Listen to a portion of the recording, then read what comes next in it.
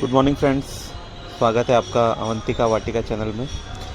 और आज का ये वीडियो हमारा जो लोटस की केयर है और इसके जितने जितने प्रमुख बिंदु हैं उनके बारे में। तो आइए शुरू करते हैं हमारा वीडियो। दोस्तों, लोटस एक बहुत ही प्यारा सा प्लांट है जो बहुत फॉर्चुनेट भी माना जाता है और सारे रिलीजियस में इसको बहुत अच्छा माना जाता है। तो हमें ज़रूर, अगर जगह हमारे पास अवेलेबल है तो हमें ज़रूर एक प्लांट तो इसका गार्डनिंग के जितने भी हमारे मेंबर हैं उनको लगाना ही चाहिए। और लोटस में जो बेसिक चीज़ें हैं वो है प्लांटेशन उसका, उसकी केयर और उसके साथ में उसकी फीडिंग और प्लांटेशन का तरीका। तो बेसिक चीज़ों से हम शुरू करते हैं। तो सबसे पहला जो टॉपिक आता है वो ये आता है कि इसको कब लगाएं। पर्टिकुलरली मेरे रीजन में, जो मैं सेंट्रल इंडिया से बिलोंग करता हूँ, दो ऐसे सीज़न हैं जिसमें हम इनको लगा सकते हैं। तो पहला सीज़न होता है हमारा फरवरी का, क्योंकि तब इजीली हमको ट्यूबर अवेलेबल हो जाते हैं लगाने के लिए। और लगाने की भी दो मेथड हैं, एक ट्यूबर से है और दूसरा है सीड से। दोनों से हो जाता है। थोड़ा सा फ़र्क पड़ता है कि टाइम कितना लेगा फ्लावरिंग में। ट्यूबर में डेफिनेटली एनर्जी काफ़ी स्टोर रहती है, तो एक ही बार में फूल दे देता है। और सीड में मेरे ख्याल से 2 या 3 साल सीड में लग जाते हैं इसको। तो हमारा सीज़न जो रहता है पहला स्टार्टिंग का वो होता है फ़ेब का भी हमें ध्यान रखना होता है कि जब टेम्परेचर 25 से कम हो, या हम बोल सकते हैं कि लगभग हमको एंड ऑफ फ़ेब के पहले इसको लगा लेना चाहिए। अब लगाने का जो रीज़न है फ़ेब में वो ये है कि अगर हम ट्यूबर से लगाते हैं तो बारिश की स्टार्टिंग तक ट्यूबर से प्लांट अच्छा डेवलप हो जाता है। तो डेवलप होने की वजह से हमको एक ही साल में इसको फ्लावर मिल जाता है। और अगर हम इसको सेकंड सीज़न की बात करें तो सेकंड हमारा राउंड आता है जब बारिश स्टार्ट होती है जुलाई से। उसमें कुछ पॉइंट्स हैं जो दिक्कत देते हैं, वो भी हम आज डिस्कस करेंगे। तो पहला पॉइंट आता है फ़ेब में लगाएंगे तो लगाने में एक बहुत इम्पॉर्टेंट पॉइंट है जो हमको सबको तकलीफ़ आती है स्टार्टिंग में, जो बिगनर होते हैं, वो आती है इसकी सॉइल प्रिपरेशन। क्योंकि सारा जो भी प्रॉब्लम होगी वो केवल एक ही रीज़न से होगी कि आप जो ट्यूबर लेके लगाएंगे वो मेल्ट हो जाएगा, सड़ जाएगा, उसमें फंगस आ जाएगा। सारा कुछ प्रॉब्लम स्टार्ट वहीं से होता है। तो सॉइल के बारे में हम डिस्कस करते हैं। इसमें मैं डिस्कस ये करना चाहता हूँ कि जो एक्सपर्टीज़ हैं उनके तरीके में और मैंने जो फॉलो किया तरीके, मैंने जो सीखा है उसमें थोड़ा सा फ़र्क है। जो एक्सपर्टीज़ हैं वो दो तरीके पे बात करते हैं। पहला है लेयरिंग वाला और दूसरा होता है सॉइल को पहले से प्रिपेयर करने का तरीका। जब सॉइल को पहले से प्रिपेयर करने का तरीका है, उसके अंदर सॉइल में डिफरेंट मैटर जो होते हैं, हमारे ऑर्गेनिक मैटर हैं और खाद हैं, उनको मिक्स कर दिया जाता है। और मिक्स करने के बाद में उसको डिकम्पोज होने के लिए छोड़ दिया जाता है। इससे ये होता है कि सॉइल में जो न्यूट्रिशन प्लांट को मिलना रहता है वो पहले से प्रिपेयर रहते हैं और प्लांट बहुत तेज़ी से उसको ले लेता है। और सेकंड तरीका जो होता है उसके अंदर लेयरिंग होती है। बेसिकली गोबर खाद या अच्छा कंपोस्ट हो और या फिर वर्मी कंपोस्ट अच्छा मिल जाए तो उसकी अल्टरनेट लेयर लगाई जाती है। फर्स्ट लेयर खाद की, वर्मी कंपोस्ट की, सेकंड सॉइल की, फिर अल्टरनेट लेयर्स में लगाया जाता है। बट मेरे साथ जो प्रॉब्लम हुई दोस्तों, कि हर बार जब भी मैंने वो दोनों मेथड ट्राई की तो स्टार्टिंग में, क्योंकि ट्यूबर जो होता है उसमें कोई रूट्स नहीं होती हैं, हल्की हल्की रूट्स होती हैं। और डेफिनेटली हम वो जो खाद का कॉम्पोजिशन होता है उसको मेंटेन नहीं कर पाते हैं। यानी कि उसके अंदर जो ऑर्गेनिक मैटर जो चले जाता है, हमारा जो भी पॉट या टब है, तब उसमें मेंटेन नहीं होने की वजह से वो बैलेंस नहीं होता है और हमारा ट्यूबर सड़ जाता है।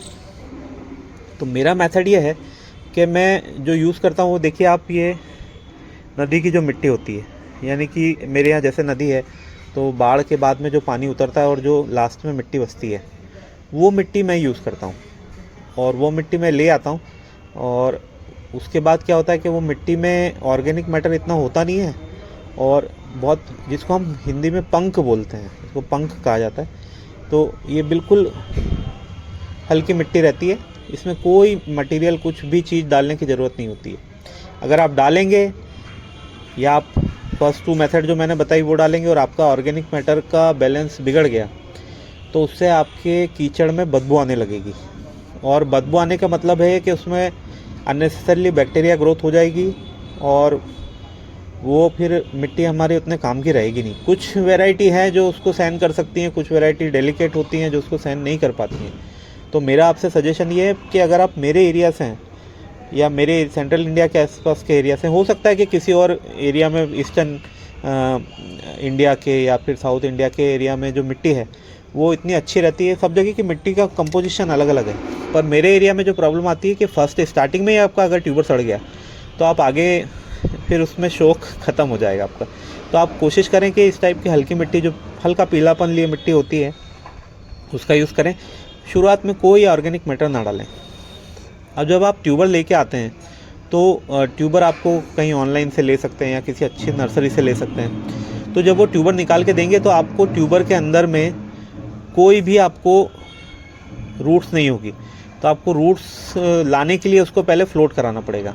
तो अगर आप फेब के महीने में लेते हैं उसको, तो आप क्या करिए कि उसको एक बाल्टी में प्लेन पानी में लेके, कोई भी आपका सिंपल प्लेन पानी है, उसमें उसको ऐसे ही तैरने के लिए छोड़ दीजिए, बशर्ते वो पानी आपका धूप में ना रखा हो। अगर धूप में रखेंगे तो एल्गी आ जाएगा।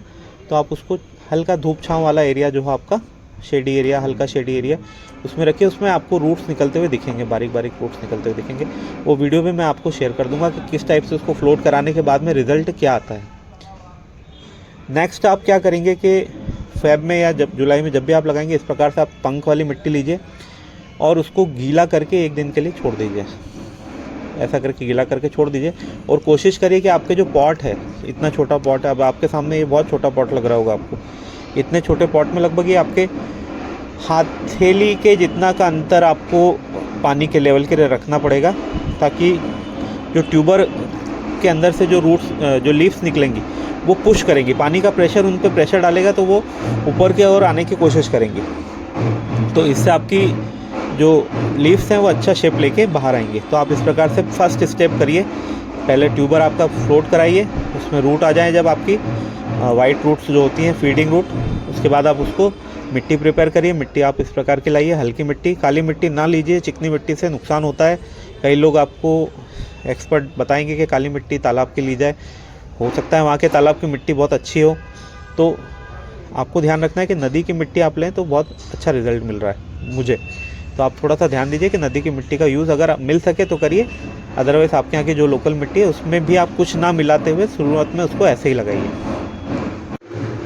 जब आप ट्यूबर प्लांट कर देंगे तो कुछ दिन बाद आपको इस टाइप से सरफेस लीफ दिखेंगी। अभी भी ये पौधा रेडी नहीं है, इसका मतलब ये है कि लीव्स आ गई हैं। तो ट्यूबर आपका जो है अपनी एनर्जी प्लांट को दे चुका है और इसके अंदर अगर हम निकालने की कोशिश करेंगे ट्यूबर को, तो हमें ट्यूबर नहीं मिलेगा, क्योंकि ट्यूबर अपना को कन्वर्ट कर चुका है लीव्स में। इस प्रकार से आपको लीव्स दिखेंगे। ये हमारा सेकंड स्टेप होगा। जब इस टाइप की लीव्स इस टाइप की आ जाएं तो आपको ये जो मिट्टी है, अब देखिए यहाँ मैंने कोई ऑर्गेनिक मैटर नहीं डाला था, तो कोई हमारे यहाँ हरी एल्गी यहाँ नहीं दिख रही आपको। इस स्टेप पे हमको इसमें कुछ ना कुछ खाने के लिए बेसिक चीज़ देना पड़ेगी। तो मैं क्या करूँगा, इस टाइम पे इसमें थोड़ा सा कंपोस्ट यूज़ करूँगा। तो ये थोड़ा सा कंपोस्ट है, मैं इसको धीरे से इसमें छोड़ दूँगा। देखिए अगर आपका कंपोस्ट अच्छी तरह से बना हुआ है तो ज़्यादा मटेरियल आपके ऊपर फ्लोट नहीं करेगा। इस तरीके से मैं इसमें कंपोस्ट छोड़ दूँगा और प्लांट ऑटोमेटिकली इस कंपोस्ट का यूज़ ग्रोथ में कर लेगा। जब थर्ड स्टेप जो है उसमें ये स्थिति बनेगी कि हमारे यहाँ एरियल लीफ, ये देखिए छतरी की तरह जो लीफ दिखती हैं वो एरियल लीव्स हैं। एरियल लीफ आना स्टार्ट हो जाएंगी और जब एरियल लीफ आना स्टार्ट हो गई मतलब कि रूट स्ट्रक्चर अंदर डेवलप हो गया है और हम इस स्टेज पे इसका जो केमिकल फीडिंग है वो फीडिंग स्टार्ट करेंगे। ज़्यादा ऑर्गेनिक फीडिंग नहीं देना है, ज़्यादा ऑर्गेनिक फीडिंग देने से इसके रूट्स को नुकसान होगा।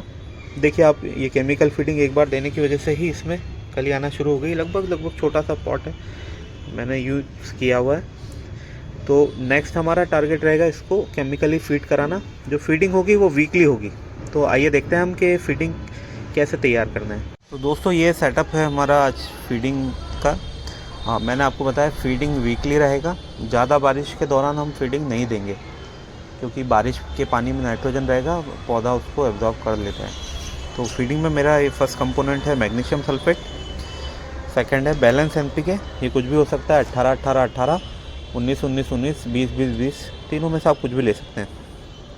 और तीसरा कंपोनेंट है माइक्रोन्यूट्रिएंट। तो माइक्रोन्यूट्रिएंट पे आप केमिकल पे भी ले सकते हैं या फिर सीवीड भी ले सकते हैं, जो आपको अवेलेबल हो जाए उस प्रकार से आप ले सकते हैं। तो आपको बैलेंस एनपीके लेना है 1 चम्मच के आसपास, और 1 चम्मच बैलेंस एनपीके के लिए 2 चम्मच आपको मैग्नीशियम सल्फेट देना है, और लगभग 1 ग्राम के आसपास आपको माइक्रोन्यूट्रिएंट देना है। ये 3 चीज़ें आपको देना है। इनको अच्छे से मिक्स करिए, और इस तरीके का जो पेपर है उस पेपर पे आप इसको अच्छे से मिक्स करने के बाद